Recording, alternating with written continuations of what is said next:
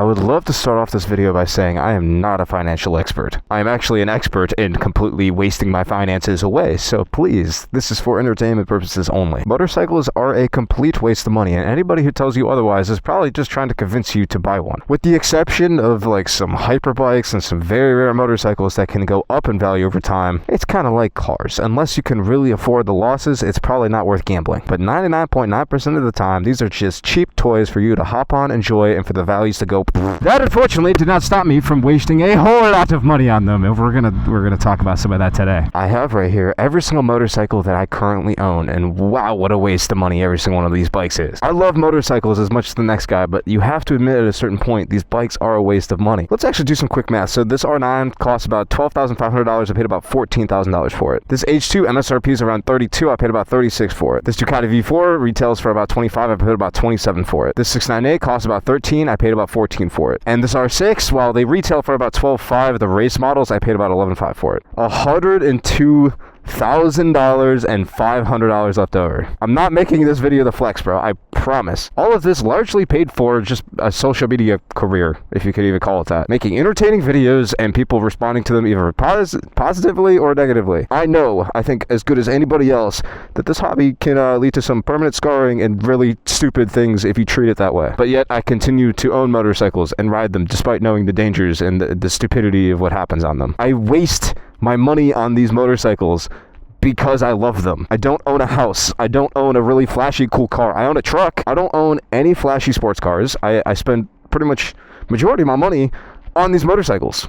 This is my life. This is what I love. The R6 is currently in a little bit of disrepair because she's actually getting her ECU tuned by Two Wheel Dynaworks right now. But that to me is one of the saddest possible realities of whenever someone sees my video, is them thinking that I just ride motorcycles to flex. That I just buy these bikes because I just want to seem like a cool motorcycle guy. I've literally made fun of that sentiment in my videos before. Riding motorcycles doesn't make you cool. It doesn't make you special. Anybody, and I mean really anybody, can buy a motorcycle these days and ride it. It's not a hard thing to do by any stretch of the imagination. And unfortunately, from what I can tell, social media is infected by certain people that do this. People that buy motorcycles for the content creation aspect of it and sell it when they when they aren't successful. Because I truly think in the online space that people can tell when you truly aren't passionate about something. Good, that chain's perfect. We're good on that one. Everything and every action I've ever taken, I mean, if you analyze my entire personality on my page, you're going to see it's all in the interest of riding my motorcycles. That's not a healthy thing. Again, I'm not trying to brag, because it's not brag worthy, dude. Spending $100,000 plus on motorcycles, that's not even to mention all of the motorcycles that I've owned in the past. Can we talk about how much money I lost on my BMW S1000RR I used to own? Dear God, I bought that bike for $25,000. I put about almost $8,000 into it, and then I sold that thing for $16,000. Oof, that hurt. One of the worst financial decisions I've ever made in my life, let me tell you. And to top it all off, for how many views that I have accumulated over time, again, I'm not trying to flex. This is just a fact of reality. But motorcycle content creators get paid horribly compared to other types of content creators. I'm not trying to complain. I make well more, like enough to be comfortable, which is why I've never felt the need to like have sponsorships or like start pushing merch or whatever. But I think like something like my Instagram's pulled in like 80 million views this month off of Instagram alone, and the pay rate for motorcycle content creators is horrifically garbage. And so like if I was doing like finance or like law or something, like you could be making way more. Basically, if you're getting into motorcycles thinking it's a very lucrative thing in the content space, you're wrong. You are horrifically wrong, and you're going to be disappointed when you find out that the pay rate on these things are terrible. It's not worth doing unless you are truly, and I mean truly, passionate about this hobby. That's the only way it could possibly be worth it. I can't believe I'm riding this hot of a bike in such a hot day, but it's been a while since I had the V4 out, so I don't know. Let's get that sound. I will tell you though, the most annoying part about not owning a house and owning $100,000 worth of bikes is an apartment. I used to rent a house with one of my friends last year, and it was a pretty goated setup. It's nice having an enclosed garage that's attached to your house, because I'm at least a type of person that sometimes I just enjoy hanging out with my bikes. Call it lame, call it what it is, but I enjoy like If it's a rainy day, I like being able to just walk outside very briefly and be able to clean up my bikes in a relatively climate-controlled environment. What I've been cursed by this summer, ever since moving into this apartment, is I kind of lost that privilege, because this garage is unfortunately connected to the elements and not connected to my house. Look, it's not even waterproof, bro. It floods whenever it rains. And so I basically have to wait for when it's really nice outside to work on my bikes, when I would rather be riding the bike. So especially on a really nice day like today, where I forgot to remove a spool on my V4, because I don't like riding my bikes with spools. I think that they kind of uglify the bike a little bit. You feel free to disagree with me. That's just my personal opinion, though. I like to remove them after I'm done working on them. And so I had to come all the way back to this apartment garage to remove. It's just so annoying. And then because I have so many bikes, this probably isn't a problem for the average Joe, I have to get a storage unit and pay storage unit fees because my garage here is too small. And I can't tell you how many times I've tried filming something in my garage, and then somebody who lives at this apartment comes up to me and is like, hi, hello, and starts like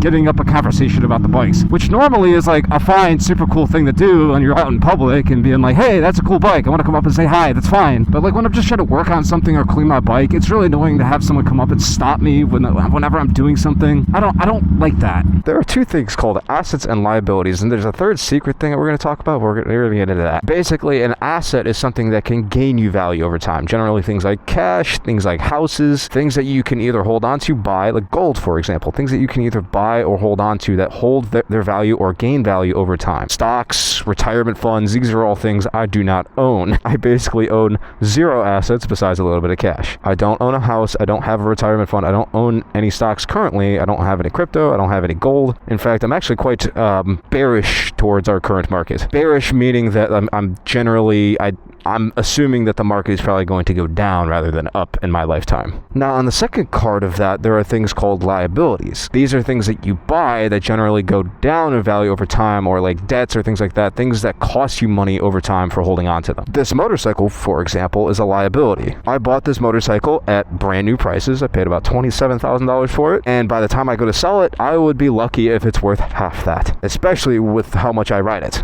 It is very likely that this bike is going to lose me very much a lot of money. And now the secret third thing I was talking about earlier are these things called expenses, and motorcycles are filled with them.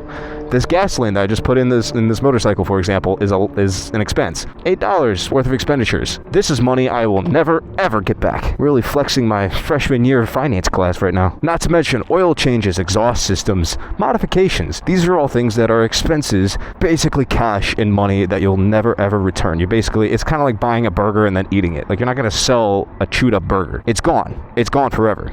It's consumed. It's the same concept with the gasoline. Insurance expenses, these are all things that can also possibly be written off if you have a motorcycle page or things like that. They are all expenditures in order to make the hobby happen. Now, this has been a video idea I've actually been holding on to since winter, and a lot has changed since then. So last summer, when we got booted out of our rental house because somebody wasn't paying their rent, I started to go house shopping around this general area. And unfortunately, as it seems, a decent house that wasn't completely falling apart and that actually had a working garage and or driveway was costing about $250,000 to $350,000. Now, contrary to what you might think, I actually really hate debt.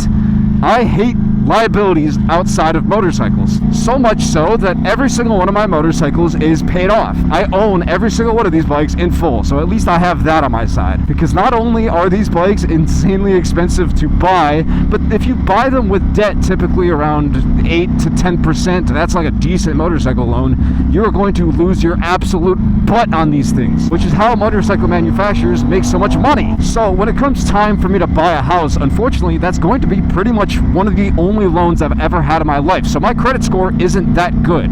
I have a credit card and I've been paying rents at an apartment, so it's not the most horrific credit score you've ever seen, but it's not the best. And so unfortunately, with the way that house rates right now, they're not likely to come down at all.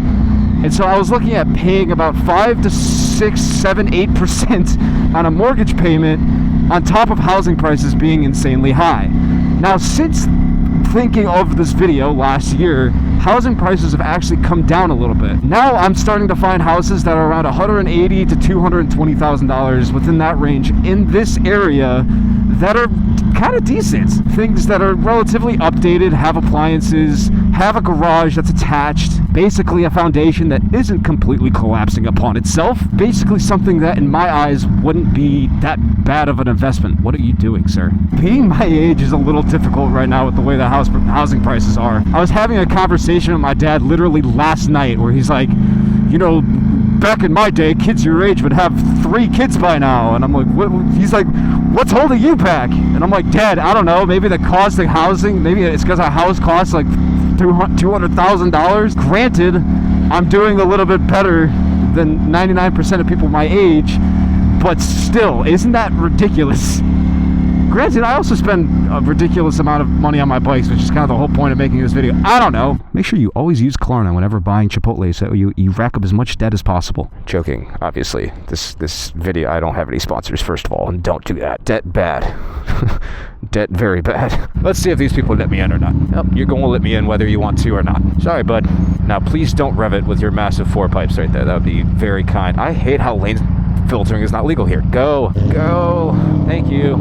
Lane filtering not being legal here is just a small little reason why I don't like living here. I also try to think about, like, with the thought of buying a house comes the thought of having kids, kind of like what my dad was talking about. I don't mean to annoy people by sharing the same things that annoy me about what my dad tries to tell me, but it is something you have to consider, I suppose. Motorcycles in general, especially the motorcycles that I own, are stupidly dangerous things. And I just feel like, and feel free, this is not like a popular opinion by any means, feel free to disagree with me, but I feel like having kids while owning a motorcycle like this is selfish and slightly irresponsible, at least the way that they are sometimes written. I'm not trying to be cheeky with that, but it's hard to ignore the temptation that these bikes offer. It's so easy to just blast at 100 miles an hour on this thing, and it's sometimes like you just look down and all of a sudden you're doing 120 in 4th gear. It just happens. And having kids like that, having kids when you're doing something, like, it's different. My dad's a fireman. That's a dangerous job for sure, but he's not intentionally putting his life at risk, and at the end of the day, he's helping people. With this, it's pure adrenaline for adrenaline's sake. Is that something I want to put a potential kid that I would have through? No. Which is also why I'm in no rush. God, I'm not ready. Look at all these happy families enjoying themselves today. Wow. I sometimes gotta wonder if that's the reason why, like, the chemical imbalances happen. It's just because it's like, I'm 23 years old. I haven't had a kid. Is that just what it is? Is that just the body being like, you're supposed to be having children, you stupid fuck? I don't know. Any dads, feel free to chime in on the comments on that one if dads even watch my stuff. I don't. Sometimes you can catch air on this little corner coming up here. This is fun. On this bike is wholly terrifying. Yeah, I noticed a lot of dirt building up down here too. I don't want to buy a house and settle down. I'm afraid of buying a house in the wrong place and getting stuck there. I buy so many bikes because they remind me of freedom, because I can hop on these things and theoretically go wherever I want. Meanwhile, with a house, that comes responsibilities. You have to cut the grass, you have utility bills, you have house maintenance, you have so many things that you have to take care of when you buy a house. I'm 23 years old. I struggle enough trying to maintain my motorcycles, as evidenced by this chain not being perfect. I swear to God, I just adjusted it, and it's already getting loose. I cannot keep up with it. Every single day I've been waking up and it just feels like, I was talking to Eve about this last night, it just feels constantly like I want to either flee, I want to go somewhere else that's not currently here, or it's just like you just thug it out and that's just what it is. And I'm terrified if I buy a house in the wrong place that I'm just going to continue to wake up and have that exact same feeling forever, and I can't live like that. Well, yes, there are advantages to buying a house, like security. It's a better investment, better, easier place to store my bikes. It is more the spiritual reasons why I don't want to buy it. The fear of fighting that fight or flight response for the rest of my life is more powerful than the investment side of, like, making money make sense. But here's the issue I'm kind of running into. Bikes don't really permanently make you happy either. I have bought like 15, 16, 17 different motorcycles. I've lost count. I can't even keep track of it at this point. Yes, I've sold some of them, but like, the fact of the matter is I keep buying and selling motorcycles. It's a sign of like, hey, I think I've been, it's the part of the flight response. Instead of facing or fighting any kind of emotion or feeling, you just kind of buy a motorcycle and it helps theoretically that go away. Does it work? For a short time, yeah. But it's, again, another reason against the money side of things. I don't care about money. I don't have the most amount of money in the world. I don't have enough money to just do whatever I want whenever I want. Whenever I buy a motorcycle, it's a significant sacrifice to my sanity in day-to-day life. But like, I have enough that I don't have to worry about my next meal the next day. My point is, money doesn't make you happy. You can have the most amount. I could have tenfold of what I have right now, and I would not be any happier. I don't have an answer for what makes me happy. Eve makes me happy. Spending time with people makes me happy. But my biggest struggle this year has just been getting friends to hang out, and it just hasn't worked out. You can't rely on people. And so I don't know. I don't know. Will I ever buy a house? Probably, but just no time soon. Woo. Yeah, life could be over in just a second. Not paying attention, that was my fault. I'm gonna own that, but like, that could have been it. Boom. I'm not that lucky. I'm sure I'm not alone with this sentiment, but it's exhausting to live every single day like that. To live with so much uncertainty that you don't know what the next day is going to look like, that you're terrified of settling down and living a American dream, quote unquote. I don't know. I don't know.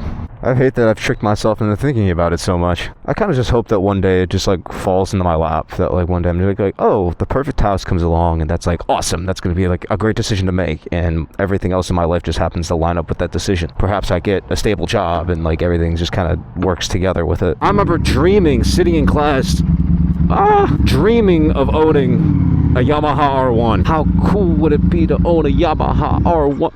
Wow, let's not talk about that. How cool it would be to own a Yamaha R1. I remember sitting, it was like a government class or something. I was sitting in there looking up pictures. I vividly remember, I was like, I want a black one. I wanted a black R1. It was like 2023, that's what I wanted. And those bikes back then were like, I think they still are like $18,000. And now I'm sitting on a bike that's like $25,000, and I'm like, oh yeah, it's just the base model. It's just so funny thinking back, being like, oh yeah, the R1, if I just had an R1, then I'll be happy. I'll just be happy if I have an R1. And then suddenly I got an R1. And then 10 other bikes later, I'm still kind of just like, damn. You know I'm making the case against buying a house, right?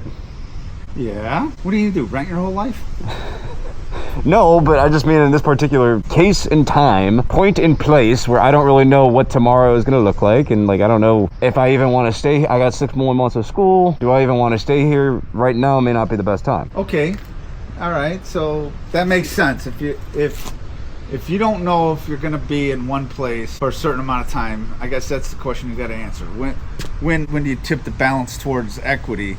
You know, when are you equity? We're using finance terms now, Dave Ramsey.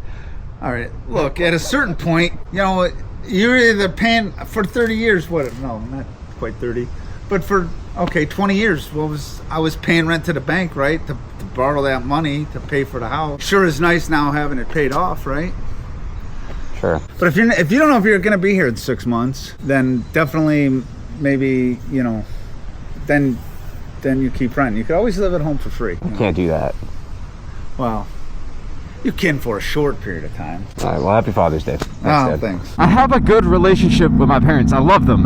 They're good parents. And they are fully in support of whatever life choices that I may come about. And that life choice just happens to be one of, like, I'm not in any rush at all. With the state of the world just kind of being unsure, me, myself, being unsure, I want to be sure before settling down on anything. And when that day comes, believe me, you're probably going to know when that day comes. But me, myself, I'm going to assume there's going to be a lot of young dudes out there who probably agree with me. Getting a house is a little scary. Getting a wife, a little scary. Having kids, a little scary. And so long as I'm dating someone who also agrees with me, I'm in no rush, my dude. And when that day comes, I'm ready to give up the bikes if I have to. Whatever it takes. Well, as the sun sets on this beautiful, fateful day, the chain got loose again, so I had to come back here and we have to tighten that. I'm probably going to swap out my helmet too and actually just go for a nice enjoyment ride where I don't feel pressure to say things and talk about certain topics. Love you guys though. Hope you guys learned something about me today and maybe you learned something about yourselves. With all that being said, I'll talk to you guys in the next one. Bye bye.